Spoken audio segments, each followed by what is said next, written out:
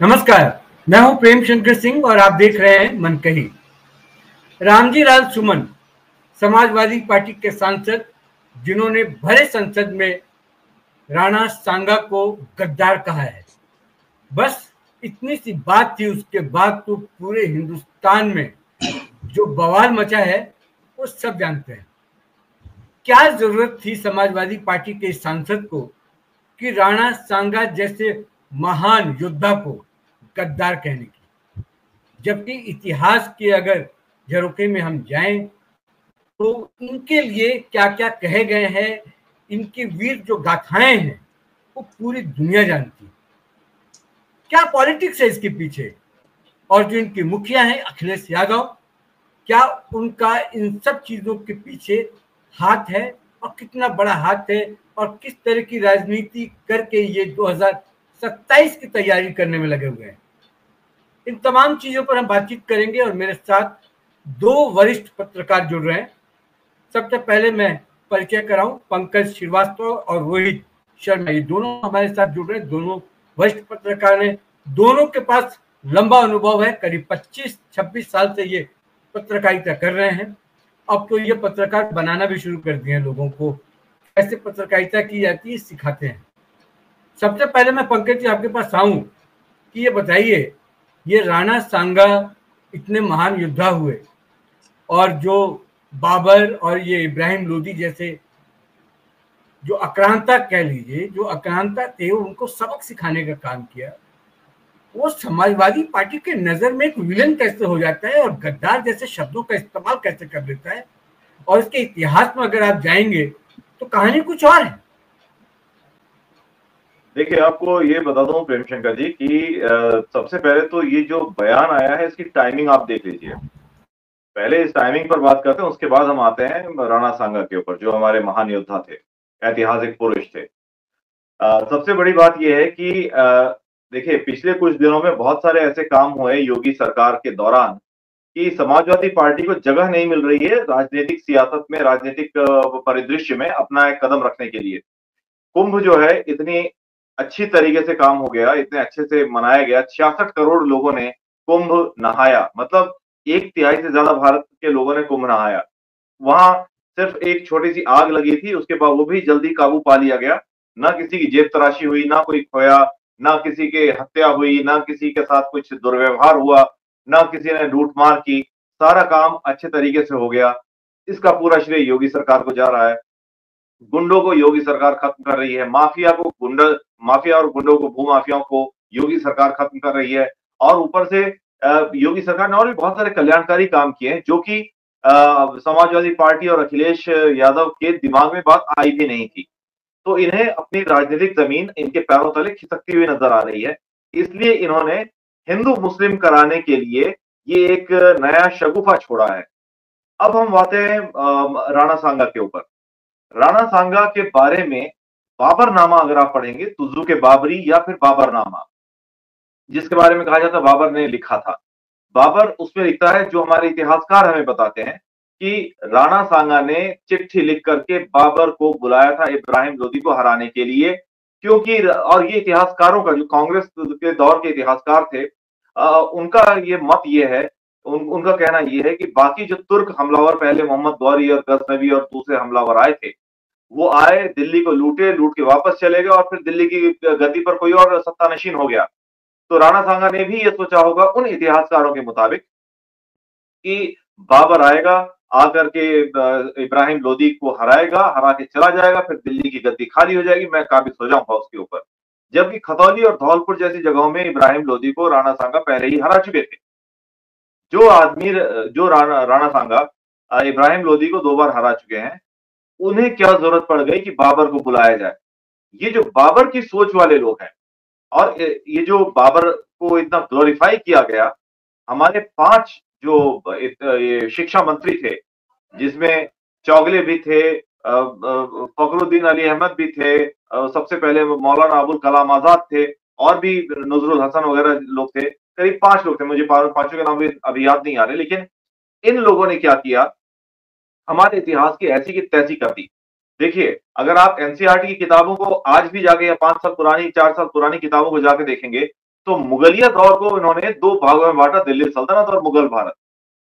और उसके medieval India की दो किताबें हैं, एक दिल्ली सल्तनत की है, एक मुगलिया भारत की है। उसमें क्या है, और अगर आप विजयनगर साम्राज्य देखेंगे, अगर आप चोल साम्राज्य देखेंगे, चेर पांड्य साम्राज्य देखेंगे, एक एक पैराग्राफ में खत्म कर दिया इन्होंने। मतलब जबकि विजयनगर साम्राज्य का जो कृष्णदेव राय था, उसके पास इतनी महान उसकी उपलब्धियां थी। रोम से जो ट्रेवलर्स आ रहे थे वो बोल रहे थे कि एक राजा इतना काम किसानों के कल्याण के लिए करता है, ये ताज्जुब की बात है। ये बात एक रोमन ट्रेवलॉगर ने कही थी। और इसके अलावा भी उसने जो जो कल्याणकारी काम किए थे कुछ भी नहीं बताया, सिर्फ मुगल भारत को उसने ग्लोरीफाई किया और मुगल भारत को सोने की चिड़िया तक बोला। जबकि गुप्त काल भारत का जो है 6वीं शताब्दी में गुप्त काल जो था, भारत का स्वर्णिम युग कहा जाता है, क्योंकि कला, संस्कृति, धर्म से लेकर के राजनीति तक हर चीज उस समय अपने उत्कर्ष पर थी। तो ये बाबर टाइप की जो सोच वाले लोग हैं, इन्होंने एक ऐसा इतिहास हमें पढ़ाया और इन्हीं लोगों की जो उपज है वो रामजी लाल सुमन जैसे लोग हैं, जिन्होंने संसद में आके हमारे जो इतिहास पुरुष थे, जो महाराणा सांगा, जिन्होंने कई युद्ध लड़े। आपको पता होगा प्रेम शंकर जी की महाराणा सांगा की बाईं आंख, बाएं हाथ और बायां पैर तीनों क्षतिग्रस्त हो चुके थे।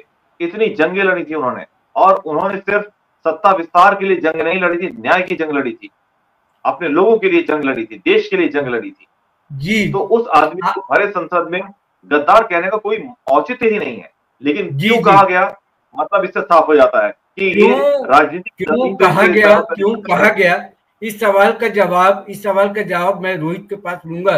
रोहित, आप इसको इतना समझिए, जो पंकज जी ने बात कही, जो इतिहास के पन्ने हमें बताते हैं कि जो व्यक्ति, जो योद्धा इब्राहिम लोदी को खुद 2 बार हरा चुका हो, उसकी ताकत कितनी थी, वो कितना वीर था, उसको बताने की जरूरत नहीं है। तो वो क्या जरूरत पड़ी कि वो बाबर को इसलिए बुलाया कि इब्राहिम लोदी को वो हरा दे? और क्या वो उतना सोच नहीं पाता था, या उतनी उसकी सोच नहीं थी कि बाबर का जो इतिहास, खुद का जो इतिहास था, वो अफगानिस्तान में, काबुल में बैठा हुआ था, कि वो आके यहाँ पर हिंदुस्तान में क्या कर सकता था, क्योंकि वो खुद एक लुटेरा था। ये जानते हुए भी क्यों बुलाएंगे राणा सांगा उसको हिंदुस्तान में? लेकिन क्योंकि बाबरनामा में उसका जिक्र है, तो बाबरनामा में जिक्र है, तो ऐसे विचार के लोग जिन्होंने किताबें लिखी, जो बाबरनामा को फॉलो करने वाले हैं, जो बाबा के थ्योरी को, बाबर के विचारों को जो फॉलो करने वाले हैं, उन्होंने इतिहास लिखा, वही हमें पढ़ाया गया, वही हमें दिखाया गया। तो उनके पोषक जो लोग हैं, उनके विचारों को आज भी वो लोग, समाजवादी पार्टी के ये सांसद जो है रामलाल जी सुमन, जीवित हैं। मैं आपसे ये जानना चाहता हूं कि समाजवादी पार्टी जो मुस्लिमों की तुष्टिकरण की जो राजनीति करती है, क्या जो आरोप ये बीजेपी पर लगातार लगाते हैं, वो आरोप लगाने से पहले या बात करने से पहले इन्होंने कभी भी समाजवादी पार्टी हो जाए, कांग्रेस हो जाए, जो पिछले 50-60 सालों का इतिहास है, उसके बाद समाजवादी पार्टी की आप बात कर लीजिए, इनके जैसा तुष्टिकरण करने वाला और इनके जैसा कम्युनल पार्टी, मुझे नहीं लगता है कि भारतीय जनता पार्टी पर जो ये आरोप लगाते हैं वो सही है। इन्होंने भी जो ये राजनीति की, इतिहास में क्या लिखा हुआ है, नहीं लिखा हुआ, वो अलग से हम बात कर लेंगे कि सांगा के बारे में क्या लिखा हुआ है या नहीं लिखा हुआ है। आपने जो अभी बोला वो सिर्फ इसलिए बोला कि आप हिंदू मुसलमानों को अलग करके देखते हैं, और ये वक्फ बोर्ड वाला अगर मामला ना आया होता, उनके पक्ष में ये खड़े दिखाई देने के लिए सिर्फ इस बयान को दिया कि मुस्लिमों के साथ समाजवादी पार्टी खड़ा है। क्या कहते हैं प्रेमशंकर जी? एक चीज मैं आपको बताना चाहूंगा कि हिंदू मुसलमानों को अलग करके नहीं देखते, वो ऐसे देखते हैं कि हिंदू जो हैं उसमें सिर्फ यादव हमारे प्यारे नंदलाल हैं और मुसलमान, हमें ये 2 चाहिए, बाकी सारी जो कम्युनिटीज हैं वो मर जाएं, हमें उससे कोई फर्क नहीं पड़ता। ये समाजवादी पार्टी की थिंकिंग है। मैं एक छोटी सी चीज बोलूंगा, पंकज जी ने एक बहुत प्यारा उदाहरण दिया, और आप मुझे बोल सकते हैं कि मैं कम्युनल हूं, आप बोल सकते हैं कि मैं बीजेपी का सपोर्टर हूं, आप ये बोल सकते हैं कि मैं समाज में फिजा में जहर घोल रहा हूं, मैं समाज में आग लगा रहा हूं, बोल सकते हैं, लेकिन फैक्ट बोलूंगा मैं। इतिहास में एक आदमी का नाम आता है जिसका नाम है हिटलर। हिटलर वो आदमी है जो कि इतिहास में पूरे, अगर आप सारे 200 के 200 कंट्रीज में देखें, 200 ज्यादा कंट्रीज हैं, बट सबसे पॉपुलर आदमी है इस दुनिया का। क्या वो कमजोर था?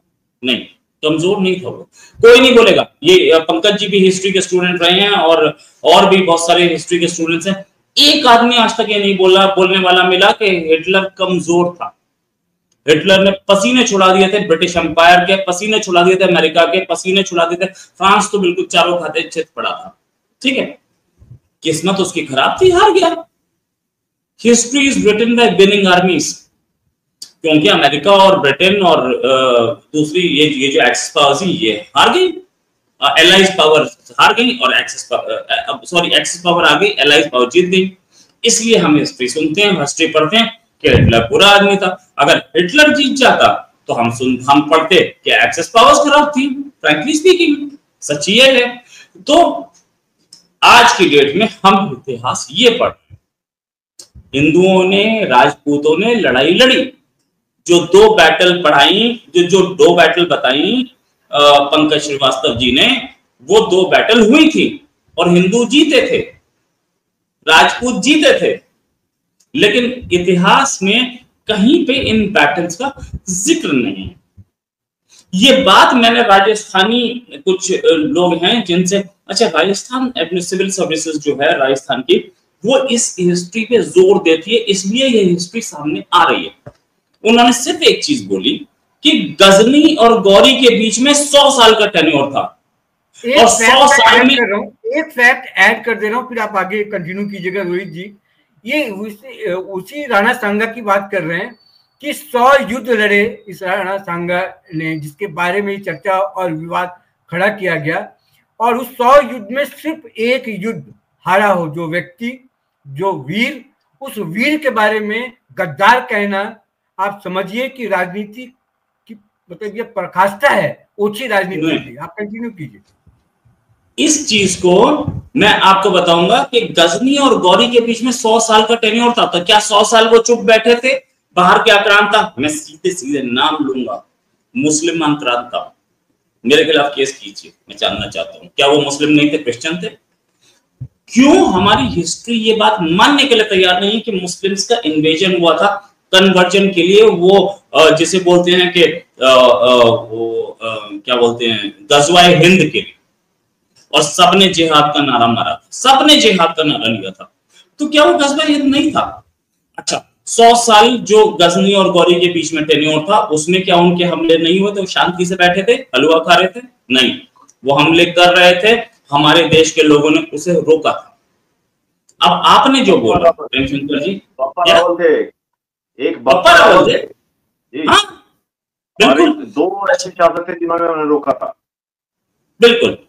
अब एक प्रॉब्लम जो कि शायद अब हम मान रहे हैं कि हमारे पास, हमारे कंट्री में मॉरल्स, हमारे कंट्री में उसूल ज्यादा थे। हमारे कंट्री में जो राजपूत सेना लड़ती थी, राजपूत ही थे नहीं लड़ने वाले, राजपूत सेना लड़ती थी, उसके मॉरल्स ये थे कि हम रात में नहीं लड़ेंगे। उसके मॉरल्स ये थे कि सामने वाले के हथियार है तो हम नहीं मारेंगे। लेकिन सामने से जो आया था उसके कोई मॉरल्स नहीं थे। वो रात में भी मार सकता था, वो छल से भी मार सकता था, वो आपको जहर दे सकता था, वो आपको कुछ भी कर सकता था। तो मॉरल्स वाली लड़ाई वहां हो नहीं सकती थी, इसलिए हम हार रहे थे, और कोई लड़ाई नहीं थी। अगर वो बिना मॉरल्स के हमें बोल दिया जाता कि आप बिना मॉरल्स के लड़िए, तो हम उनको औकात दिखा सकते थे। 50 बार दिखाई गई। क्यों बैटल ऑफ तराइन या बैटल ऑफ पानीपत ही महान है? उससे पहले 10 बैटल हुई जिसमें हमने उन्हें मार के भगा दिया, वो महान क्यों नहीं? First battle of Panipat, second battle of Panipat, third battle of Panipat, यही क्यों पढ़ाई जाती है? इसलिए कि लोगों ने ये दिखाने की कोशिश की कि हिंदू जो है इंफीरियर हैं और मुस्लिम्स जो हैं वो लड़ सकते हैं। 71 की वॉर ने बताया कि हम लड़ सकते हैं। इसी बात को मैं आगे बढ़ा रहा हूं रोहित, कि दरअसल ये मामला है ही नहीं कि इतिहास में क्या लिखा हुआ, कौन वीर था और कौन कमजोर था, कौन हार गया कौन जीत गया, तथ्य क्या है, नहीं।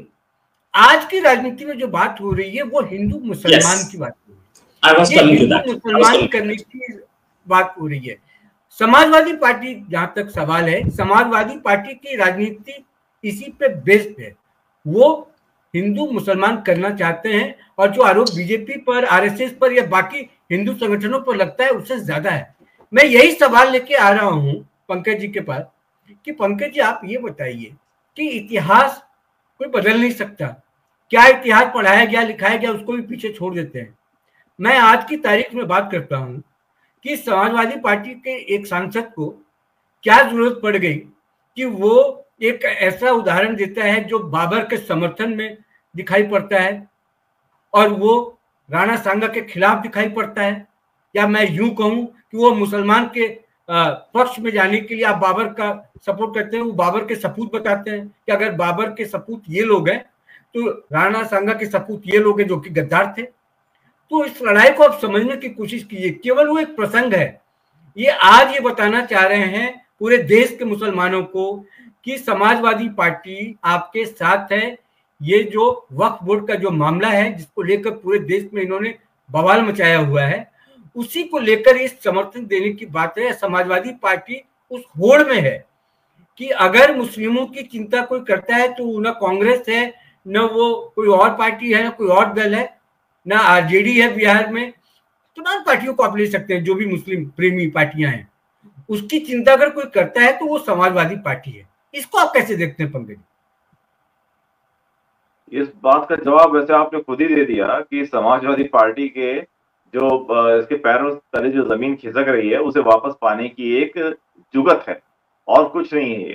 क्योंकि देखिए जिस तरीके से अभी तक जो काम चलते आ रहे हैं यूपी में, इन्हें कुछ करने का मौका नहीं मिल रहा है और मुसलमानों का भी जो वोट बैंक था एक तरह से ये समाजवादी पार्टी से खिसकता जा रहा था। और ये लोग ये चाहते हैं कि समाजवादी पार्टी वाले कि यादव और मुस्लिम का जो समीकरण है वो बना रहे और ये कोशिश पूरी तरह से हो रही है कि हम समाजवादी पार्टी वाले मुसलमानों के रहनुमा हैं और जिस तरह का शासन इन्होंने पहले दिया था अपने शासनकाल में यूपी में, वही शासनकाल ये दोबारा लाना चाहते हैं। लेकिन अब ऐसा लगता नहीं कि इनको वो पृष्ठभूमि वो दोबारा मिलेगी, क्योंकि इनसे बेहतर समाजवादी पार्टी के जो शासन है उससे कहीं बेहतर शासन योगी सरकार ने यूपी वालों को दे दिया है। और कुछ मुसलमान इस बात से भी रुष्ट है कि ईद पर आप सड़क पर नमाज नहीं पढ़ सकते। वक्फ बोर्ड जो वक्फ बिल लेकर के आया जा रहा है, वक्फ संशोधन बिल, इसकी वजह से मुसलमानों का भी इसमें कोई उद्धार नहीं है। मुसलमानों की भी बहुत सारी जमीनें वक्फ के उसमें झपट ली गई हैं। मुसलमानों ने ही मुसलमानों की जमीनों को झपटा है और उनकी सुनवाई कहीं नहीं हो रही है। तो वो जो आम मुसलमान है उसे इससे ज्यादा फर्क पड़ने वाला नहीं है। जो बड़े मगरमच्छ बैठे हुए हैं वक्फ बोर्ड में, जिनके हाथ में वो जमीनें पड़ी हुई हैं, वो दरअसल बिलबिला रहे हैं कि हमारे हाथ से अब ये जमीन चली जाएगी अगर वक्फ संशोधन बिल आ गया तो इस वजह से वो समाजवादी पार्टी के साथ बैठक करके इस तरह की मंत्रणा करने के बाद ऐसी बातें जो है जानबूझ करके निकाल रहे हैं जिससे कि कोई ऐसा बवाल हो, जिससे कि कोई हिंदू और मुसलमानों के बीच में कोई रिफ्ट पैदा हो, अलगाव वाली स्थिति पैदा हो और उसमें समाजवादी पार्टी आकर के अपना जो एक वर्चस्व है वो कायम करे और फिर ये बताए कि भाई हम मुसलमानों के पक्षधर हैं और आप हमें वोट दीजिए। और फिर आने वाले समय में जो चुनाव होने हैं उसमें एक माइलेज लेने के लिए पूरा का पूरा ये पैटर्न जो है ये यही दिखाता है कि, क्योंकि देखिए चुनाव से 1-1.5 साल पहले ही तैयारियां शुरू हो जाती हैं। जैसे आपको याद होगा बहुत पहले जब यूपी में चुनाव, भारत में लोकसभा चुनाव होने वाले थे तो दलितों पर अत्याचार होने की एक सीरीज शुरू हो गई थी और इस तरह के बहुत सारे काम शुरू हो गए थे। तो फिर जिससे कि वोट का पोलराइजेशन किया जा सके, वही चीजें जो है यूपी में की जा रही है अखिलेश सरकार द्वारा, क्योंकि इनकी कोई उपलब्धि तो रही नहीं है, इनके पास करने के लिए कुछ है नहीं, सरकार की बुराई तक ढंग से कर नहीं पा रहे हैं। तो अगर आप बुराई भी नहीं कर पा रहे हैं, बुराई करने लायक कुछ बचा नहीं है, तो फिर आपके पास कोई पॉलिटिकल माइलेज देने के लिए जगह भी नहीं। मैं उसी बात को आगे बढ़ा रहा हूँ पंकज जी, जो आपने कहा कि ये लड़ाई जो है सिर्फ ये हिंदू मुसलमान तक की नहीं सीमित है। जो एक तीसरा एंगल भी इन्होंने जो डाला है, जब हमले होने लगे, क्रिटिसाइज इनका होने लगा रामलाल जी सुमन जी का, तो उसके बाद इन्होंने एक तीसरा एंगल डाल दिया। रोहित जी, मैं आपके पास आ रहा हूँ। उन्होंने एक एंगल डाल दिया कि वो एससी हैं इसलिए हमले किए जा रहे हैं, यानी कि हिंदू मुसलमान तो आपने किया ही किया, अब इन्होंने इसलिए कह दिया कि ये दलित सांसद हैं इसलिए करनी सेना वालों ने हमला किया, इसलिए उनको घेरा जा रहा है, इसलिए उन पर तमाम तरह के दबाव डाले जा रहे हैं कि माफी मांग लें। तो यानी प्रेम जी, मैं ये बोलना चाहूंगा यहाँ पर, मैं ये बोलना चाहूंगा क्या रामजी लाल सुमन को ये बात उस समय नहीं पता थी जब वे बयान दे रहे थे कि ये दलित समाज से है? ये शेड्यूल कास्ट है, ये अचानक ही दलित हो जाते हैं क्या? बयान देने के बाद जब इनके घर तोड़फोड़ होती तभी ये दलित हो जाते हैं? बयान देते समय दलित नहीं रहते ये।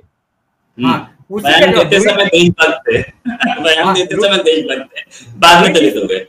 रोहित जी इसी पे आप वो कीजिए, क्योंकि ये वोट बैंक ऐसे हैं, क्योंकि ये हिंदू मुसलमान अगर करेंगे और देश में आज की तारीख में कोई भी हिंदू मुसलमान अगर करेगा उस लड़ाई में, अगर आप चाहते हैं कि बीजेपी से अगर आप जीत जाएंगे तो ये मुझे कहते हुए बड़ा मतलब कोई इसमें दिक्कत नहीं हो रही है कि उस लड़ाई में तो आप हार जाएंगे। और यही वजह है कि लगातार चुनाव हार रहे हैं और बीजेपी की जो सरकार 21 राज्यों में है सिर्फ इसी वजह से है।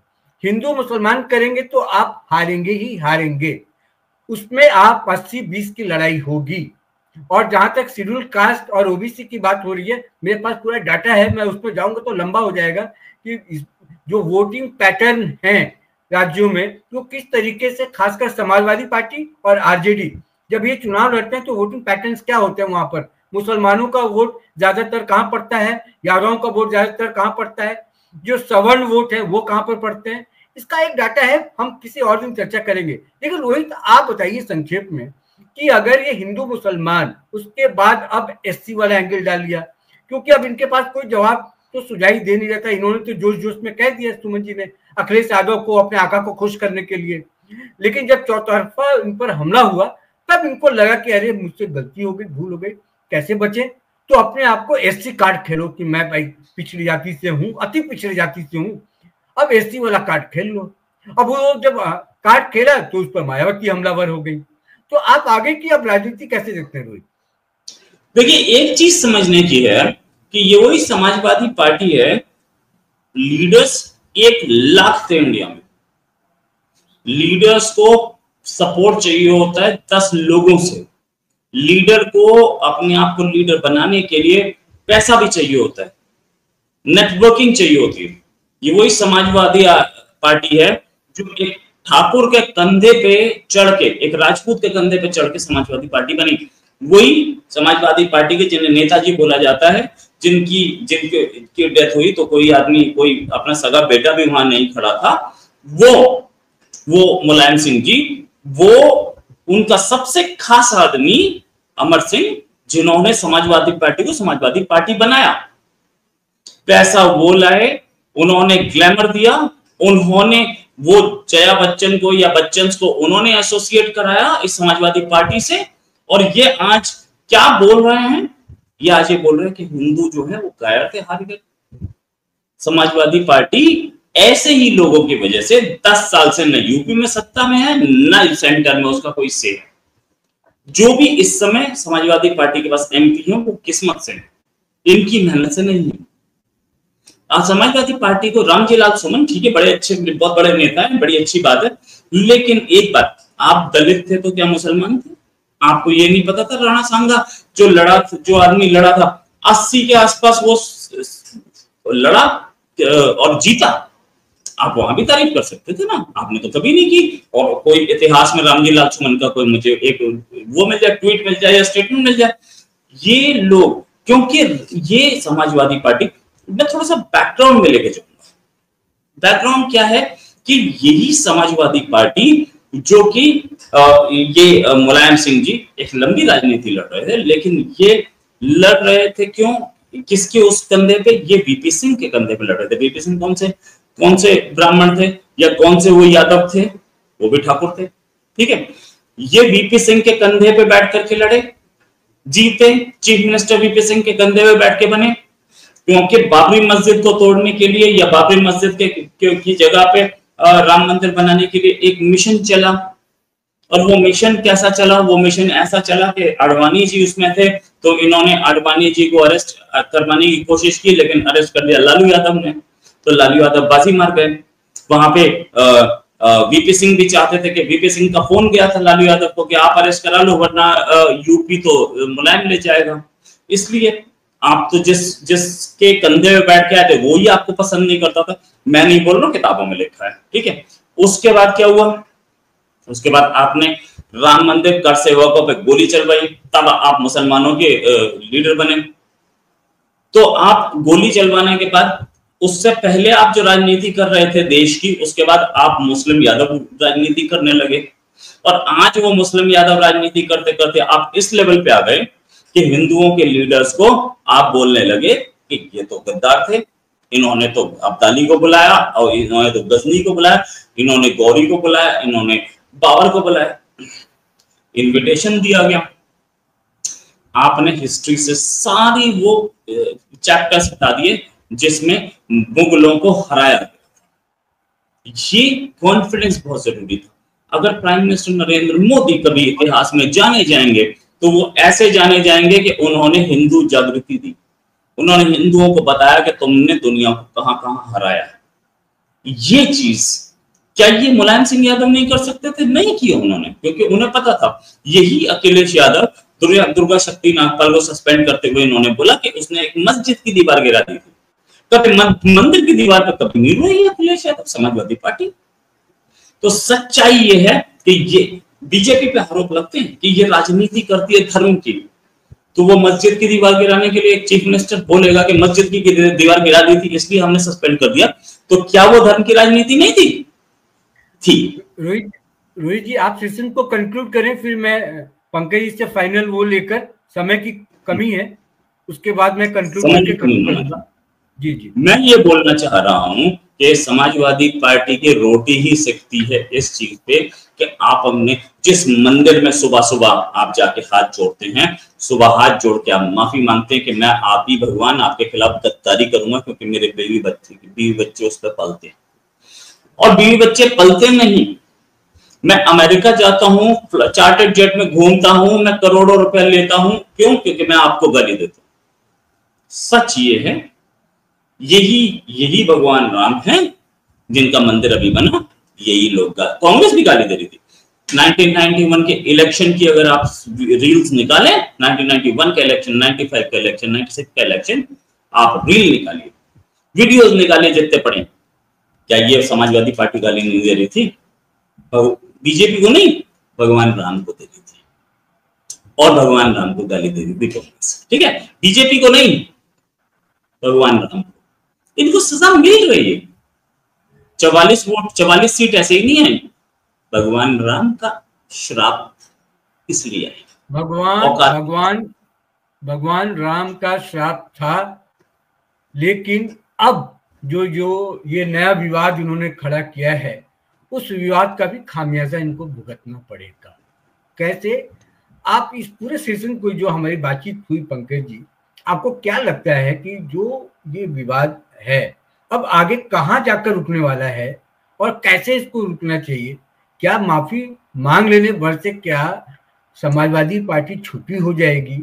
क्या अखिलेश को इस बात का एहसास होगा कभी कि इन्होंने कम से कम अभी वाला जो ताजा वाकया है ये बोलकर वो फंस गए हैं, ना आगे ना पीछे हो पा रहे हैं? संक्षेप में थोड़ा सा बताइए। देखिए, अगर अखिलेश को इस बात का इतनी बुद्धि होती है अखिलेश में, तो इस तरह की फालतू की या फिजूल की बयानबाजी उसकी तरफ से नहीं आती, क्योंकि मुझे नहीं लगता है कि रामजी लाल सुमन ने बिना अखिलेश यादव के इंस्टिगेशन की ये बात कही होगी, बिना उनकी मंजूरी के तो नहीं कही होगी, क्योंकि ये लोग भगवान राम को जो गरियाते रहते हैं ये पार्टी की पॉलिसी है। लेकिन अगर यही बात इनसे बोला जाए कि मुसलमानों के बारे में बोल के दिखाओ, तो इनको सांप सूंघ जाता है और मुसलमानों को पूरी तरह से ये अपीसमेंट वाली पॉलिसी अपनाते हैं। और जो भी ये विवाद, जहां तक आपने बात की, ये विवाद अभी हाल फिलहाल में तो थमेगा नहीं, ये थोड़ा सा बवाल जरूर ये लेगा। अभी मेरी बात शाम को ही, आज मेरी बात मेरे एक दोस्त से हो रही थी, वो उनकी बिरादरी जो है जाट समुदाय से वो आते हैं।